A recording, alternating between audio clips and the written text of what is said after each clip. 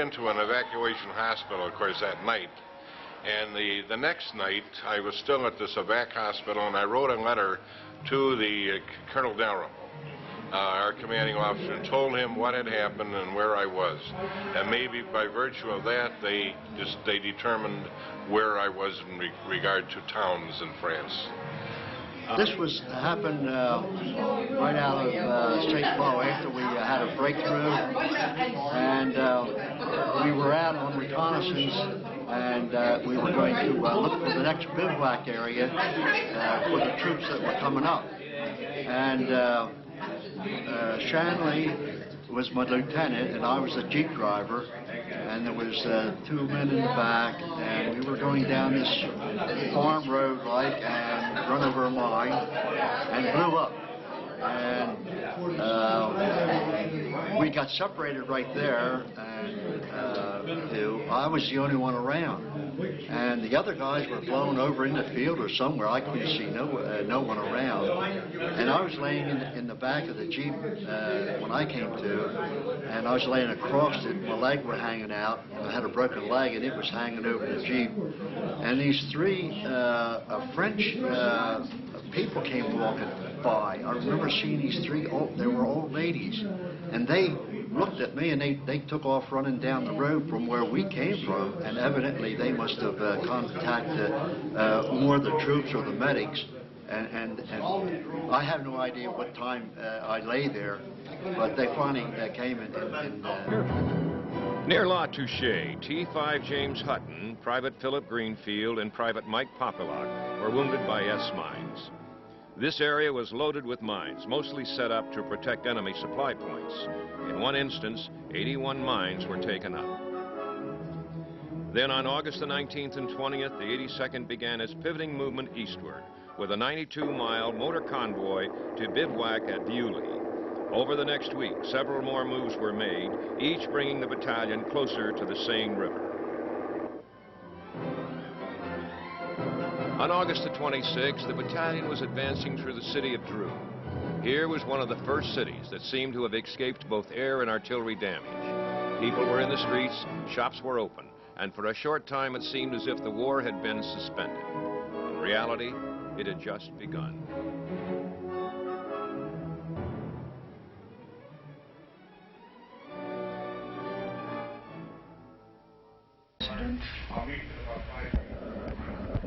When we were, I think we had to put up camouflage nets going to a road down into St. Lo. We Germans threw a barrage at us, frightened and all, we scattered. And I remember we jumped into a foxhole or a slit trench, whatever it was all over. I jumped in here, and I seen an arm, and I come running out, just an arm, running alongside the road, and fell down, and I'm all out of breath and all, screaming and all. I thought I was hit, and I'm calling Salo, the Count, Carmine Salo, which was my squad leader. He come over and told me, "You're not hit, you're not hit." Ripped up my pants, and he said, "Look, you're not hit." The next thing I knew, I was in a field, and I woke up and I heard music, violins, and it was Pod and that song, Holiday for Strings, and the violin section, la da da da da da da da da, and all I seen is blue skies and all. I says, I see the Count, he's looking over at me, he says, "How are you?" I says, "Count, you up here too?" He says, "Up where?" I says, "Up in heaven." He says, "You hear the music, the violins?" He says, "You doping bastard." He says, "That's the 29th Division playing in the next field." And I came around a little round thing in the ground here, and I went across the appropriate way, forwards and backwards, and cleared the dirt off, and sure enough, it was solid metal. So I put a quarter charge of nitrous, I put it on there, lit it, and ran back. And that one exploded, and the next one down, and the next one down, and the next went down. I said, I gapped the minefield. I was so happy. Well, it turned out to be a pipe, a sewer pipe. And these were breathing units on it, blew them all up. So I wasn't so much of a hero. That's about... And a crew of men were, before we went through St. Lo, was in the hedgerows, and they were clearing out mines, and we were working out there during the day, and or in the morning. And at noon, the mess truck came in. We had a squad truck and the lieutenant's Jeep parked in there, and the mess truck came in, parked right behind it.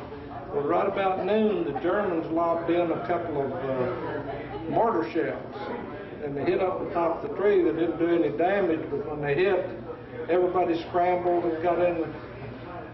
Some of them jumped in the foxhole, may have been on next to the latrine or something. And we had a fellow named Kazakowicz in the outfit. And he's one of these fellows, when he went through the mess line, he got his mess kit full, and we had some kind of stew that was pretty liquid. And he got his canteen cup, and it was completely full. And when the shells hit, shortly thereafter, Lieutenant Wise jumped up and yelled, "Get these trucks out of here, get these trucks out of here." And the Jeep driver jumped in the truck, in his Jeep, back it out. And somebody said, "Hold it a minute, hold it a minute." And here came Kazakowicz sliding out from under that Jeep, and he hadn't spilled a drop of his food or his drink. Had someone in each hand. The battalion arrived at Breville, a small town just west of the Seine River, late in the afternoon of the 26th. The next morning, reconnaissance of road approaches and possible river crossing sites began. The Normandy campaign was over. During the 2.5 months of the Normandy campaign, the men of the 82nd lived in the ground. The shelling, the heat, the rain and mud, the lack of sleep, and lack of bathing opportunities all made life somewhat difficult.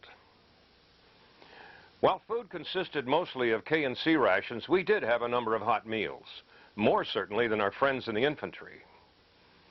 Road repair and maintenance in forward areas was a daily activity and was almost always carried out under mortar and artillery fire.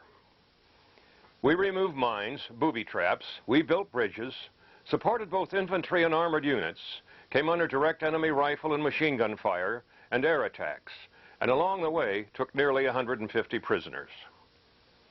And now, as we pause briefly along the Seine River, we assess the cost of the Normandy campaign.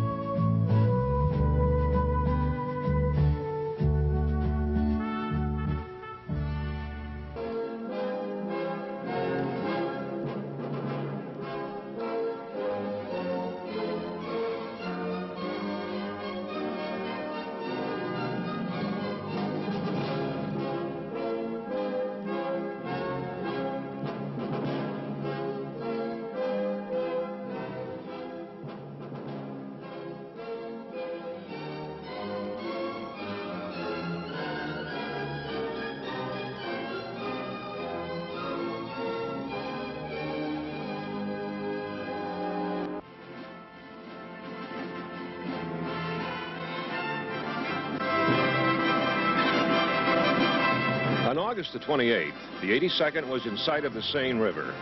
On that day, the battalion, A&C companies, was assigned the mission of constructing a bridge across the Seine at Moulins to provide the main supply route for the 19th Corps. Company B was attached to the 113th Cavalry, who had the special mission of protecting the Corps' right flank. As the 82nd prepared for its missions, a few kilometers away in the city of Paris, there was celebration. With the knowledge that troops were closing in on the city, the FFI came out of hiding to take on the Germans. The French 2nd Armored Division and the American 4th Division entered the city to take up the fight.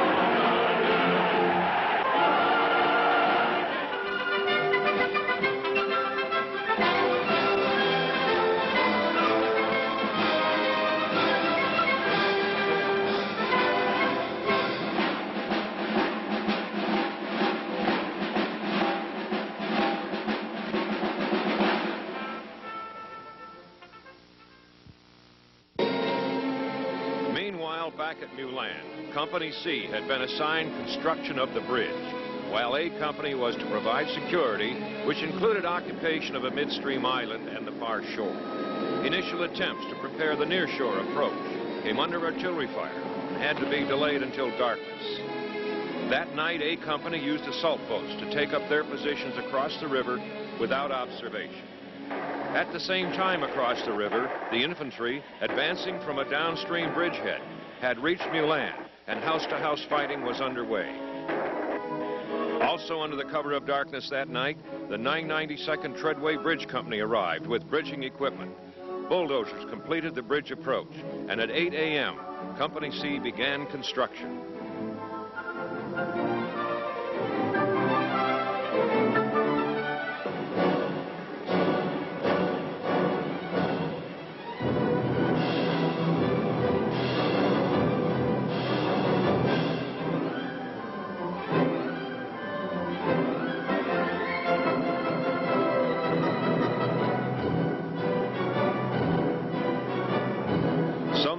Resulted from a lack of sufficient assembly parts, but the bridge, 720 feet in length, was opened for core traffic at 1800 hours the same day, August the 29th. The battalion then moved into bivouac at Gearville.